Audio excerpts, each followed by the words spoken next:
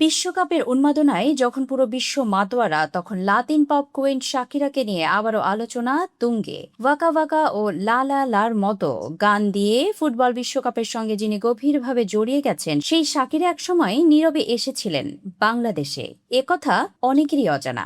ঘটনাটা ২০০৭ সালের। তখন প্রলয়ঙ্কারী ঘূর্ণিঝড় সিডরে বাংলাদেশের দক্ষিণাঞ্চল ব্যাপকভাবে ক্ষতিগ্রস্ত হয়। সেই দুর্যোগে ক্ষতিগ্রস্ত মানুষের পাশে দাঁড়াতে ইউনিসেফের শুভেচ্ছা দূত হিসেবে ৩ দিনের সফরে বাংলাদেশে আসেন শাকিরা।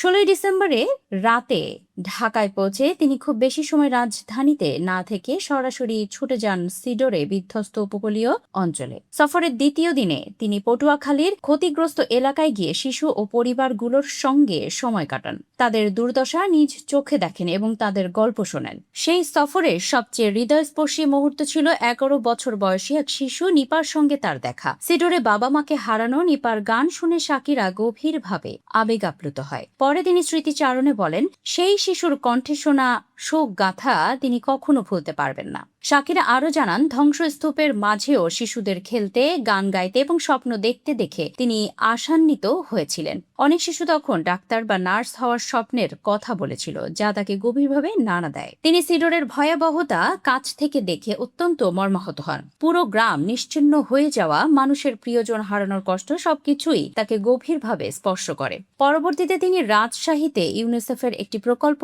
ও পরিদর্শন করেন, যেখানে সুবিধা বঞ্চিত শিশুরা বিভিন্ন কেন্দ্রের মাধ্যমে সহায়তা পাচ্ছিল। শিশুদের কল্যাণে কাজ করার এই মানসিকতা তার দীর্ঘদিনের, যা তিনি নিজের প্রতিষ্ঠিত পিএস দেসকালসোস ফাউন্ডেশনের মাধ্যমে আরও বিস্তৃত করেছেন। শৈশবের দারিদ্র্যের অভিজ্ঞতা থেকেই শিশুদের জন্য কাজ করার অনুপ্রেরণা পেয়েছিলেন শাকিরা। সেই অভিজ্ঞতা তাকে সবসময় সমাজের সুবিধা বঞ্চিত শিশুদের পাশে দাঁড়াতে উদ্বুদ্ধ করেছে। ইউনিসেফ কর্মকর্তাদের মতে তার এই সফর ছিল অনেকটাই ব্যক্তিগত উদ্যোগে করা। প্রচারণার বাইরে গিয়ে তিনি বাস্তব পরিস্থিতি নিজের চোখে দেখতে চেয়েছিলেন। বাংলাদেশ সফর শেষে শাকিরা আন্তর্জাতিক মহলের প্রতি আহ্বান জানান, বাংলাদেশের দুর্যোগপীড়িত শিশু ও মানুষের পাশে আরও বেশি সহায়তা নিয়ে দাঁড়ানোর জন্য। আজ যখন বিশ্বমঞ্চে শাকিরার পারফরমেন্স নিয়ে আবারও আলোচনা চলছে, তখন অনেকেই হয়তো ভুলে যান প্রায় ২ দশক আগে এই তারকায় বাংলাদেশের সিডর বিধ্বস্ত এলাকায় গিয়ে শিশুদের গল্প শুনেছিলেন, তাদের সঙ্গে সময় কাটিয়েছিলেন এবং তাদের কষ্টকে নিজের হৃদয়ে ধারণ করেছিলেন।